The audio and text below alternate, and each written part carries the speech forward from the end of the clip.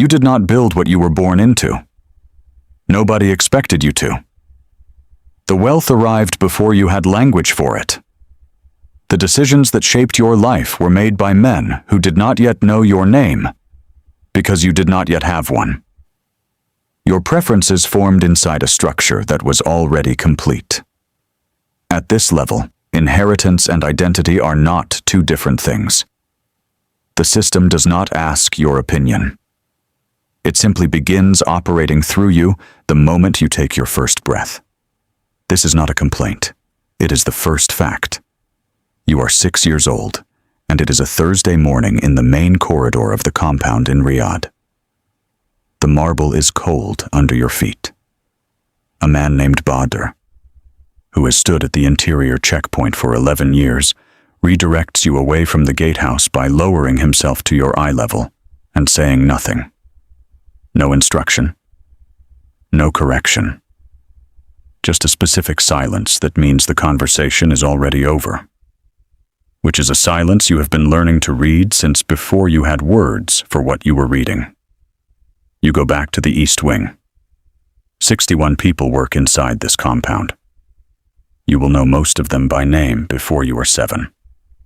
Not because you are particularly attentive, but because you have nowhere else to go. The wall is where the compound ends. Not a boundary between kinds of lives. Just the edge of the only geography you know. You do not know yet that there are other geographies. No one has told you. There is no reason to. The garage holds 34 vehicles. 9 have not moved in over 2 years. Someone washes them every Tuesday regardless. Which is the kind of maintenance that makes sense only inside a system where readiness and appearance are treated as the same thing. Your bedroom is larger than most apartments in the city on the other side of the wall.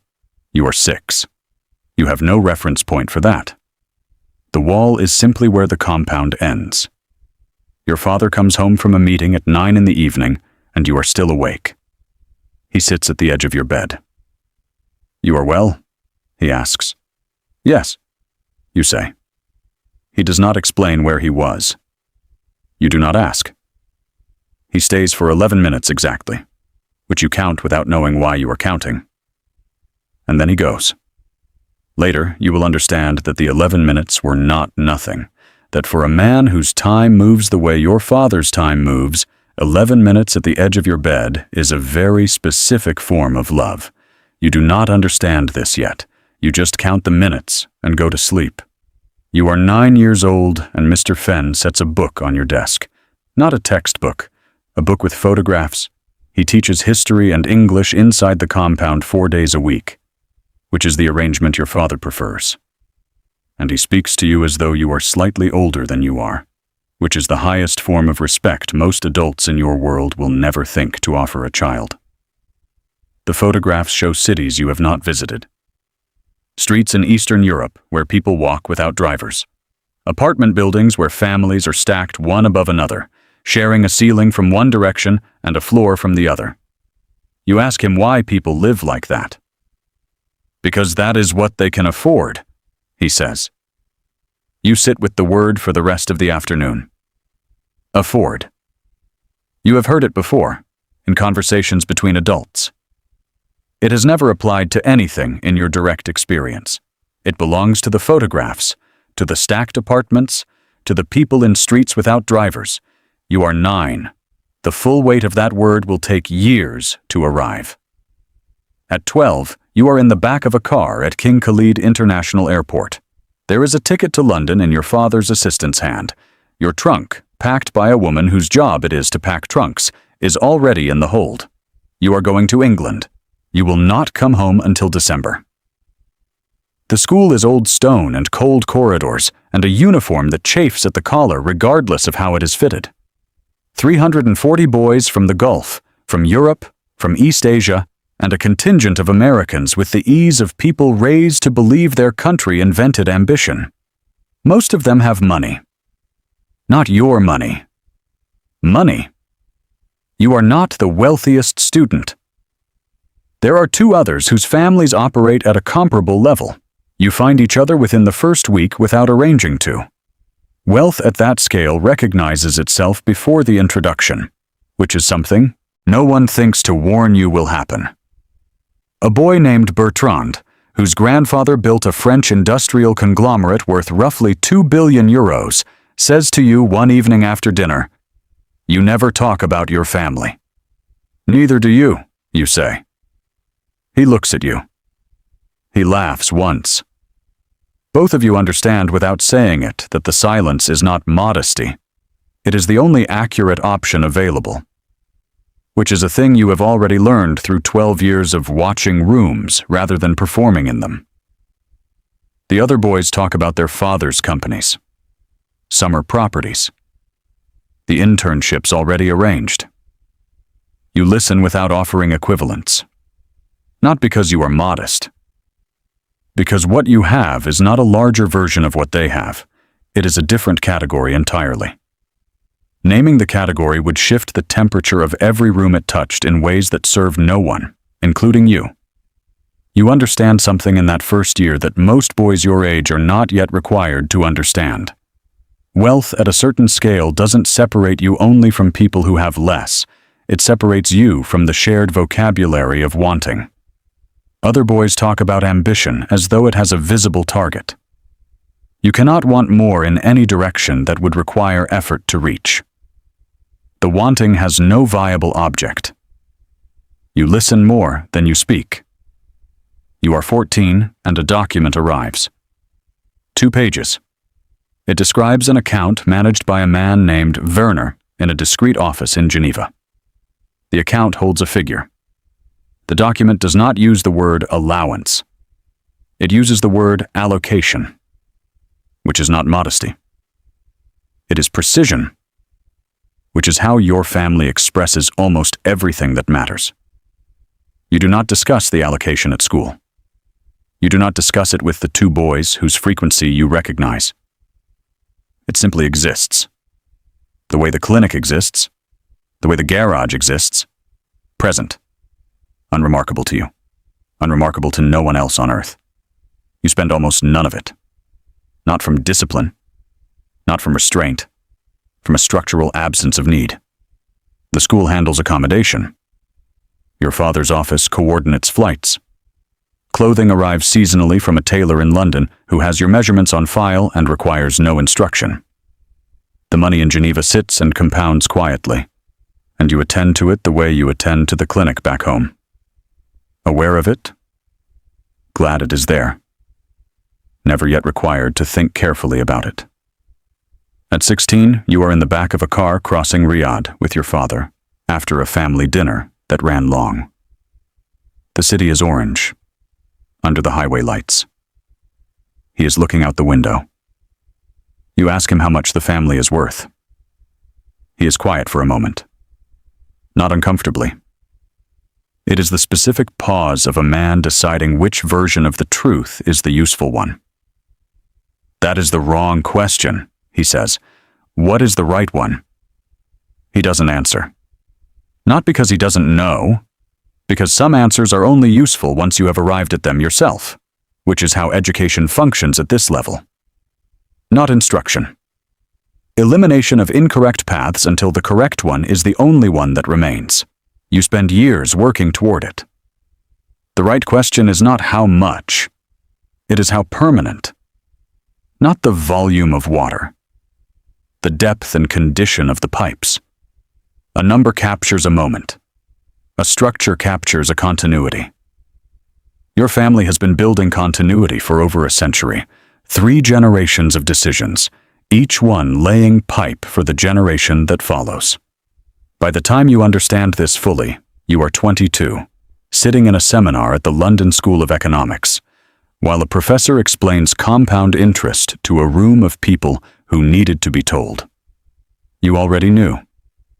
You simply hadn't had language for what you already knew, which is a different problem from not knowing. Harder in some ways, because you cannot ask for help with a gap you cannot name. The structure is the point. You are 19. Bangkok, June. Heat that does not lift after dark. A classmate named Rupert, whose father built a logistics company worth roughly £40 million, who grew up in a semi-detached house in Shropshire until the business grew large enough to change that, has organized this trip. Backpacks, hostels, a paper budget tracked in a small notebook, adjusted daily. Economy seats booked without discussion. You have traveled everywhere. Never once like this. In a side street off the Sukhumvit Road, you watch him negotiate. The price of a tuk-tuk for 7 minutes over the equivalent of $2. He wins.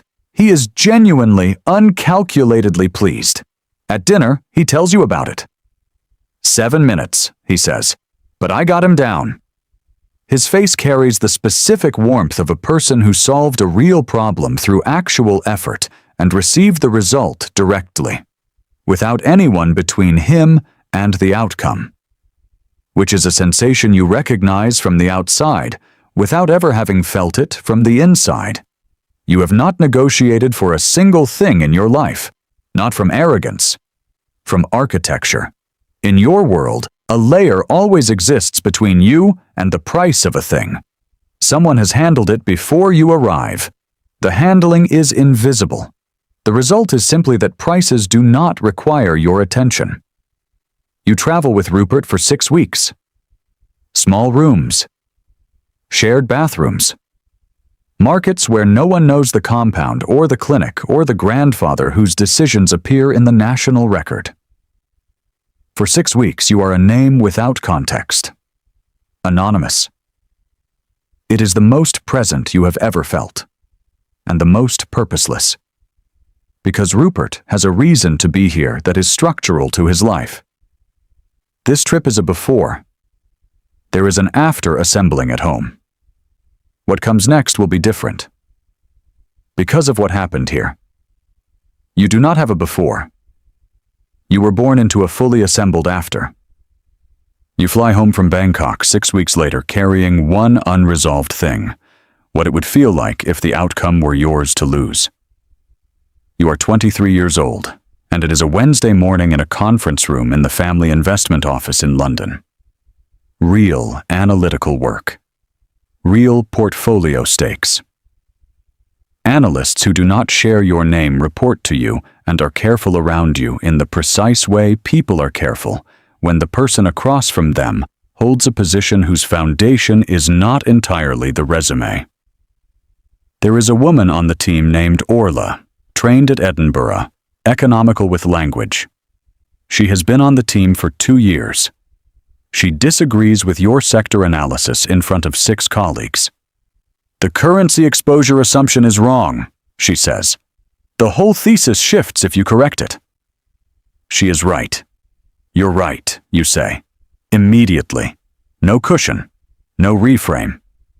The room adjusts in a way that is not dramatic and is completely visible. Orla recalibrates her read of you in real time. Which is not warmth exactly, but the specific adjustment of someone who prepared for a particular dynamic and discovered it wasn't there. You earn her directness from that Wednesday, not before. You work seriously for 4 years. The track record is real. And underneath all of it runs a structural fact you cannot resolve. The outcome of your career does not alter your material reality in any direction that registers. Perform at the highest level for 4 decades, or walk out tomorrow and never return. The number Werner manages in Geneva adjusts by rounding. The compound runs. The clinic is staffed. The 9 cars are washed on Tuesdays. Not because you failed. Not because you didn't try. Because the system doesn't require your performance to function. You did not design this. You cannot dismantle it. The feeling this produces is not despair. Something more specific. The sensation of standing in a river where the current runs past you without touching you. The world's economic pressure, its consequence, its feedback, its capacity to confirm or deny you, moves through every other person in this building and does not reach you.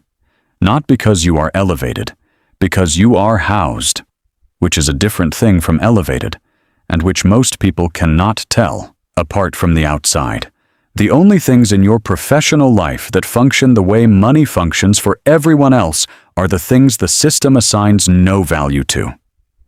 Orla's recalibration, a position held under real pressure, an analysis that survives scrutiny. These can be gained. These can be lost. They are the only things contingent on what you actually do. You work for the earning of it. People ask what it is like to have no ceiling.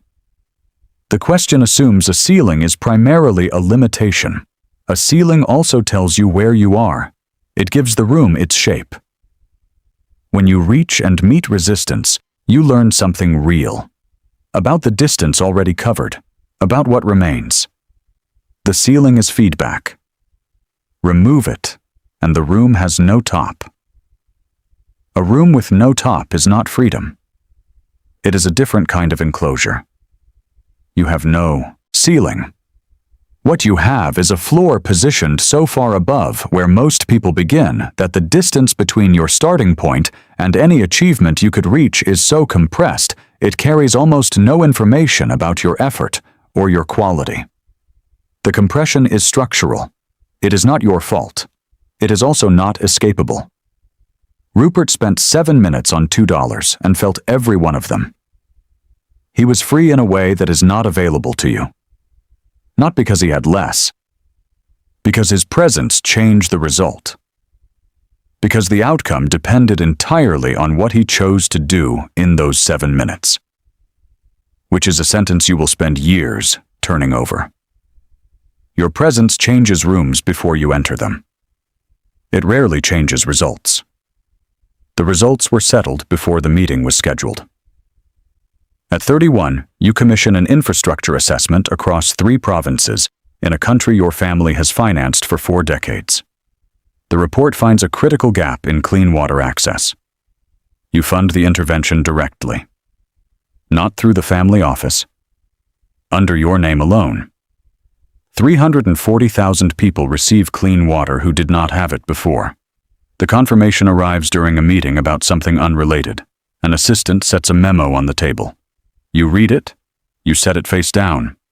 You return to the meeting without changing expression. You tell no one for 4 days, not from modesty.